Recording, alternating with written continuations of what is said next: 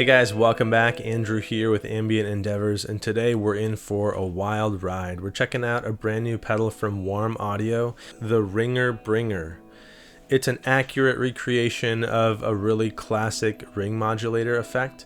And truthfully, I think this is the first time I've ever had a ring modulator in the studio. I don't know if I've ever played one before getting this pedal into demo, and so we're kind of approaching this video as sort of a beginner's guide, or perhaps, you know, if you're new to ring modulation too, you can walk through this with me as I kind of discover different aspects of this pedal, different ways that it can function, different ways you can use it in your rig or for your sounds and your writing. It's been a fun journey for me to go on, so I'm going to share 3 tips that I kind of uncovered as I walked through learning about ring modulators and using them for this demo. I'm not going to get too technical on how these effects work. You can do a Google search or find some other resources to explain that, because like I said, I'm very new to this type of effect as well, but we're going to explore it and we're going to kind of uncover some cool aspects of this pedal. You've maybe heard this effect or similar types of effects if you're into music by the likes of Jonny Greenwood, bands like the Mars Volta. They use this type of effect or sounds that you can get from this ring modulator in their music and in their writing. So as we walk through the sound samples, you might hear some familiar effects or sounds or tones, and that might inspire or spark some creative thoughts around how you could use this pedal in your writing. So let's dive into the RINGER, talk about the control set, and then I'll walk through my 3 tips that I kind of uncovered as we go along here. So first off, it has a very recognizable aesthetic, a very recognizable box here. It's pretty substantial in terms of quality, nice wood paneling on the sides here. And I just am a pretty big fan of this interface, of this kind of workflow and aesthetic here. So cool that they recreated that as well. So you kind of have 3 different elements of this pedal, and we'll walk through them. On the right hand side, you have the modulator section, which involves a mix control, low and high toggle switch, and frequency control. So this essentially acts like a chorus or similar modulation type effect, where the mix gives you the amount of effect you have. Low and high we'll kind of get into, but it essentially sets like a lower range of frequency or a higher range of frequency. And then below here you have that frequency control, which you can think of as a rate knob on a chorus or a flanger. So as you dial it up, you'll get a quicker rate of that modulation. If you leave this section off, you can use this section in low mode as sort of a tremolo or a similar type of modulator. Up until about noon, you get some nice slow to medium paced tremolo effects. And then as you dial it up past noon, you start to get into some of the unique kind of rapid high frequency modulation that the ring modulator is known for, and that starts to get into the territory of more experimental, more weird sounding tones that are produced. The low and high toggle, like I said, switches between a slower range of modulation or a quicker, much more rapid range. So as you get into the high section, you get some super high frequency modulation that changes timbre quite dramatically from your chorus or vibrato type effects. In the center here, you have a single knob for a drive circuit, which sounds really great. The drive is always on, so even when the pedal is disengaged in bypass, you will have access to this drive control with a lot of volume control on it. It works really great to add a little bit of texture or to push an amp into overdrive.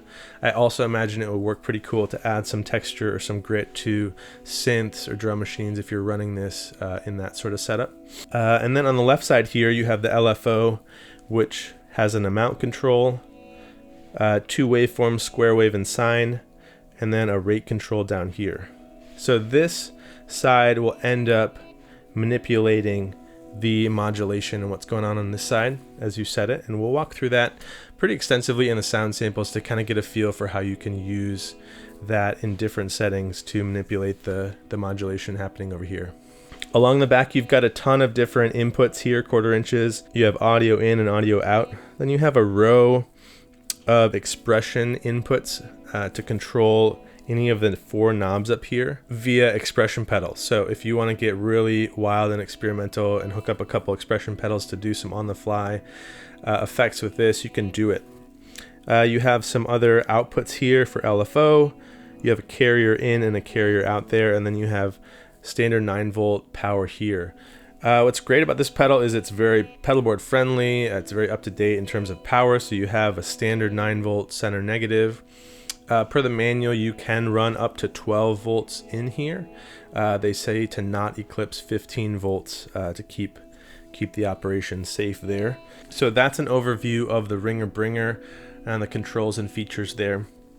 And as I walked through preparing for this demo, kind of 3 tips started to emerge for me as I did some research and just started turning knobs and playing with it. First is that it really can make a fantastic stuttery tremolo or kind of subtle modulation pedal. Like I kind of mentioned, you can set the modulation section to low with a lower frequency setting and get a really great tremolo type sound, and then you can integrate the LFO control over here with some LFO manipulation and get a kind of stuttery, almost patterned rhythmic tremolo effect. So I think that was a really cool discovery. Sometimes when I hear ring modulators or I think about that effect, I just think of these kind of wildly experimental, kind of crazy sounds that I would probably never use in my writing. But I was pleasantly surprised to discover some sounds that were really pretty familiar and can lean into the subtleties of a nice modulation, a chorus vibrato type effect. So you have that available in the Ringer Bringer. The second thing that I discovered about ring modulators and about this specific pedal too is that you, in the high frequency mode especially, you kind of have to tune this pedal, which is a different way to think about using a guitar pedal. Perhaps if you're in the synth game or in modular or other worlds, this is a no-brainer. But again, I'm a novice. I'm sort of a beginner in this ring mod world. So you'll notice in the sound samples too, we'll kind of at a couple different points actually tune in the frequency to find whatever key you're playing in, find that frequency here, and then you'll get a little more predictable sounds and timbres and things when you're playing with the ring mod. So you might encounter that as you play with a ring mod, that you'll have to sort of tune the pedal to the key that you're playing in. And the third tip I'll share, which is sort of mostly talking to myself at this point, but it's okay for things to sound really weird and wonky. There's a couple settings that I found. When you max out the LFO, modulator, and frequency and give the rate over here a pretty slow setting, you can get these really kind of galactic alien communication type sounds and textures with a slow waver kind of in the background. That is really pretty cool, and I could see ways to mix that in the background as layers in your compositions to create just some really off-the-wall sounds and effects.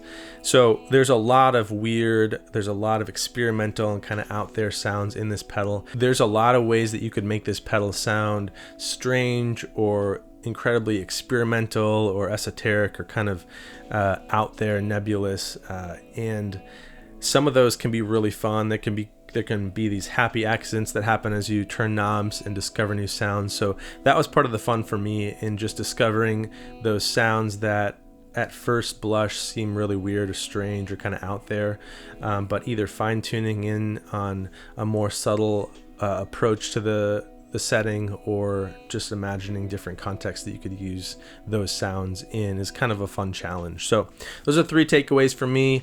Again, this is the Ringer Bringer from Ringer Bringer from Warm Audio, and we're going to quit talking here and go over to a top-down view and just hear a whole variety of sounds and settings from this pedal. So we're going to have it on a small pedal board. I've got a beautiful noise exploder, kind of a distortion with some fun white noise effect on the front end, going into this Ringer Bringer onto a Strymon Brig for delay and a Boss RV200 for reverb. We're running into this Winfield Cyclone, an AC style tube amp, and I'm playing the Jennings guitar Voyager Deluxe for my guitar. We're going to kick some effects on and off at different points, and you'll see that or hear it pretty obviously in the video. And otherwise, check it out and see the variety of tones that you can get from the Ringer Bringer, a really cool ring modulator. Check it out.